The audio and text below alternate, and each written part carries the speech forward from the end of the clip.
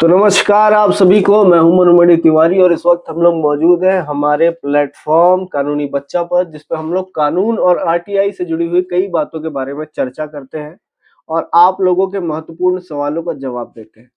अमित जी हमारे साथ मौजूद हैं, हमारे आरटीआई एक्टिविस्ट और कानूनी जानकार, आरटीआई के विशेषज्ञ अमित सेन गुप्ता जी। आपका बहुत बहुत स्वागत है अमित जी।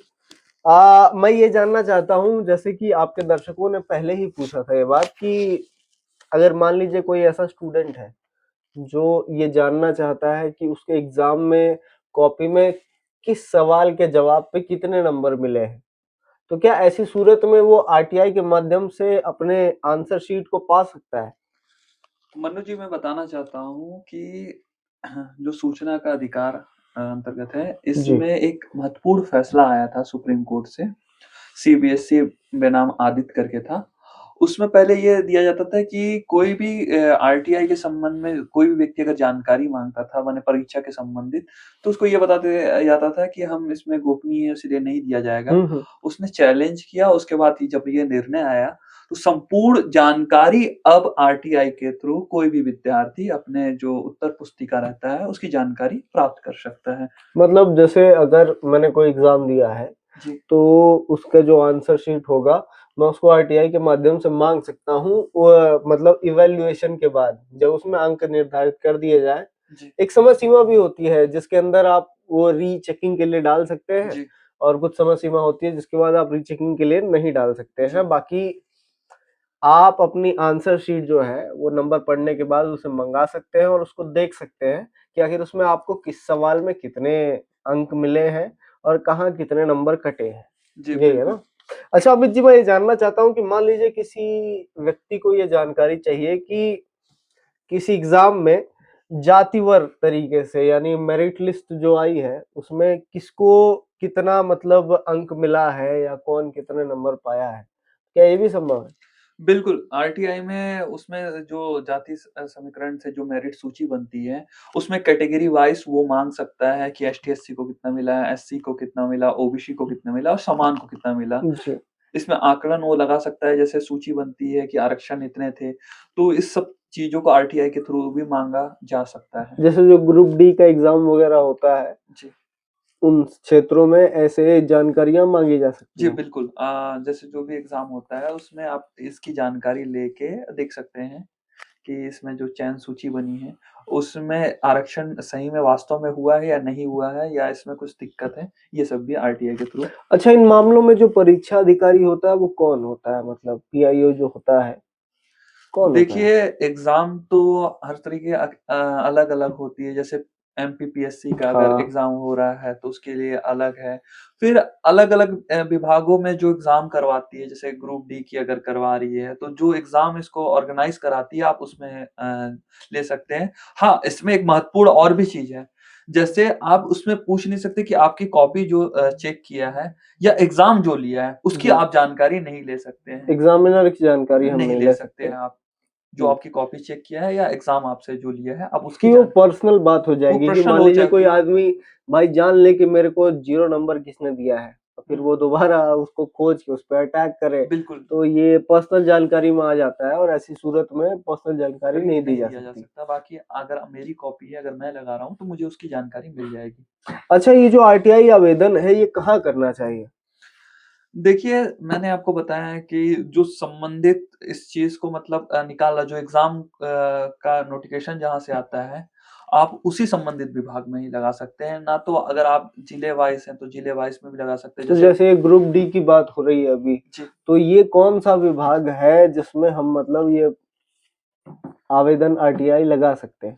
देखिए, एग्ज़ाम ग्रुप डी में जो मध्य प्रदेश कर्मचारी चयन मंडल है, हुँ। आप उसमें लगा सकते हैं, उनके कार्यालय अच्छा। में लगा सकते हैं। उनका दायित्व है कि वो आपको जवाब देंगे, जी।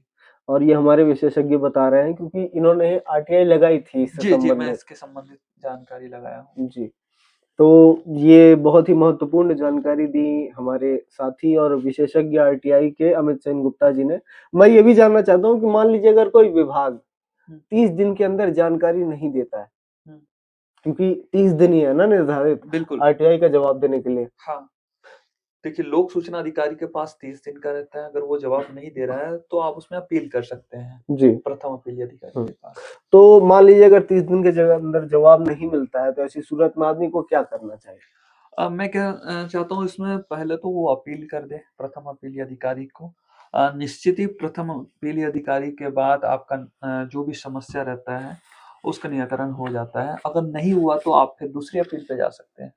अच्छा, जैसे अगर मान लीजिए मैं चाहता हूँ ग्रुप डी के एग्ज़ाम में फलाने सेक्टर में इस मेरिट में कौन आया या ब्ला-ब्ला जिसे कहा जा सकता है। हुँ। तो ऐसी सूरत में क्या कोई भी व्यक्ति ऐसी जानकारी माँग सकता है या सिर्फ़ वही व्यक्ति जिसने एग्ज़ाम दिया हो या उसमें अपीयर हुआ हो या उसका फॉर्म भरा हो? देखिए, पहला तो ये जो एग्ज़ाम का है, ये प्रक्रिया सार्वजनिक होती है। हुँ। कोई भी व्यक्ति इसकी जानकारी ले सकता है, कोई गोपनीय तो है नहीं, आप रक्षा से संबंधित नहीं पूछ रहे या किसी व्यक्ति से नहीं पूछ रहे हैं। आप उस कॉम्पिटिशन में जो एग्ज़ाम में बैठ रहे हैं, आप उनकी जानकारी ले रहे हैं। हाँ, उत्तर पुस्तिका के लिए हो सकता है कि आप मेरी पुस्तिका की जानकारी नहीं ले सकते हैं कि किस लिए मतलब कंपेयर नहीं कर सकते हैं कि उसको ज़्यादा क्यों मिला, मेरे को कम क्यों मिला। आपको अगर लग रहा है कि आपके साथ कुछ मतलब ऐसा विशेष गलत हुआ है, जी। तो आप तब ले सकते हैं। हाँ, इसमें भी है कि आप आरटीआई में जो कॉपी लेके आप उसमें अपील नहीं कर सकते, मेरे को नंबर क्यों कम मिला। उसके लिए भी रहता है कि रीचेकिंग का रहता है। आप उस समय शिकायत कर सकते हैं। इसके बाद आरटीआई से ये जान सकते हैं कि किस जगह मैं चूक गया, कि कौन-सा मैं गलत आंसर दिया। अच्छा, तो आरटीआई जो एप्लीकेशन होता है आवेदन, हाँ। उसमें कौन-कौन सी जानकारी लिखना ज़रूरी है, महत्वपूर्ण है?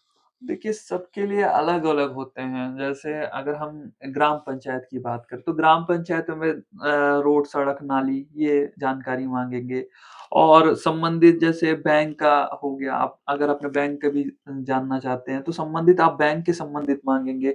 फ़ॉरेस्ट के संबंधित अगर आप माँग रहे हो, तो फ़ॉरेस्ट का आप पूछेंगे लैंड कहाँ है, उनका जो भी है नेचर से संबंधित कि उनका फ़ॉरेस्ट के जगह कितने हैं, उसमें नर्सरी कितने हैं। तो ये महत्वपूर्ण नहीं होता, जिस विभाग का रहता है वही सब क्वेश्चन आप ज़्यादातर उस संबंधित आप माँगिए तो अच्छा अच्छा, अब रहेगा। अगर मान लीजिए किसी ने आरटीआई लगाई हुँ, और जो लोक सूचना अधिकारी है या जो भी व्यक्ति है जो जवाब दे रहा है, हुँ। उसने कोई गलत जानकारी दे दी, तो ऐसी सूरत में क्या किया जाना चाहिए? देखिए, अगर भ्रामक जानकारी आपको दे रहा है, तो आप इसकी शिकायत कर सकते हैं। जैसे आप आरटीआई से उनकी जानकारी प्राप्त कर लिए और मतलब उनका व्यक्तिगत डेटा आपको मिल जाएगा। हाँ, खैर जो व्यक्ति जानकारी देता है वो तो सामने आकर देता है, तो आपको डेटा लेने की बहुत ज़्यादा ज़रूरत तो पड़ती नहीं है, वो तो आसानी से मिल जाता है।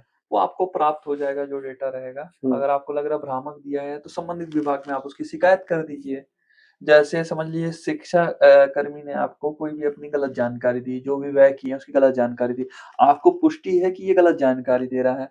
आप उसके उच्च अधिकारी को, एसी को या जिला शिक्षा अधिकारी को उसकी शिकायत कर दीजिए कि आरटीआई में इन्होंने भ्रामक जानकारी मुझे दी।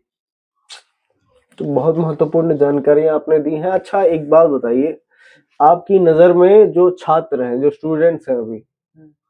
उनको आरटीआई से कैसे लाभ मिल सकता है? वो इसका इस्तेमाल किस तरीके से कर सकते हैं और अपने जीवन को बेहतर बना सकते हैं? अ, इनफैक्ट वो एक मतलब जैसे आरटीआई जो वही व्यक्ति लगाता है, जिसके पास मतलब समाज में एंगेज होने का समय भी होता है और जानकारियाँ भी होती हैं। देखिए छात्र लोगों के लिए मैं ये कहना चाहता हूँ, सबसे हुँ। पहले छात्र लोग ये समझते हैं कि 18 साल होने के बाद ही माने बालिग होने के बाद ही आरटीआई लगाएँ। और तभी हम कोई काम कर सकते हाँ, हैं। तो मैं इनको सरल बताता हूँ, ये आरटीआई ऐसा है कि इसमें 5 साल का बच्चा भी लगा सकता है। इसमें कोई आपकी एज लिमिटेड नहीं है कि छोटा हो, बड़ा हो। मैं कहता हूँ मैं 10वीं का स्टूडेंट हूँ, मुझे लग रहा है कि मेरा एग्ज़ाम में कुछ मतलब नंबर गलत दिया गया है या जो भी रहे कि मेरी कॉपी अच्छे से चेक नहीं हुई है। मैं 18 साल का हुआ नहीं हूँ, मैं 10वीं का स्टूडेंट हूँ, ज़्यादा से ज़्यादा 16-15 साल का होऊँगा, फिर भी मैं आरटीआई लगा सकता हूँ। मतलब इसमें कोई एज लिमिट एज नहीं होती। लिमिटेड नहीं है इसमें। कोई एज का नहीं है कि 18 साल का बालिग होने के बाद ऐसा कुछ नहीं दिया है। आप कोई भी एज में हो, आप लगा सकते हैं इसमें। तो ये है हमारे साथी अमित सेन गुप्ता जो आगे भी आप लोगों को आरटीआई और कानून से संबंधित महत्वपूर्ण जानकारियाँ देते रहेंगे। तो आप हमारे साथ बने रहिए हमारे प्लेटफ़ॉर्म इस कानूनी बच्चा पर। इस प्लेटफ़ॉर्म पर हम आपके लगभग हर सवाल को कवर करेंगे और प्रयास करेंगे कि आपकी हर जो ऐच्छिक जानकारी है, जिसको आप चाहते हैं, वो आप तक पहुँचे। तो बने रहिए हमारे साथ। मैं हूँ आपका साथी मनुमणि तिवारी, हमारे साथ मौजूद हैं हमारे विशेषज्ञ अमित सेन गुप्ता जी और आरटीआई से संबंधित या छात्रों के अधिकारों से संबंधित आपको अगर कानून या आरटीआई से जुड़ी कोई भी जानकारी चाहिए तो आप अपने सवाल को हमें नीचे कमेंट सेक्शन में लिख कर दे सकते हैं। हम पूरा प्रयास करेंगे कि धीरे-धीरे एक-एक करके आप सभी के सारे सवालों का जो महत्वपूर्ण है, उनका जवाब दिया जाए और उनका निराकरण किया जाए। तो आप बने रहिए हमारे साथ। नमस्कार, मैं हूँ मनुमणि तिवारी।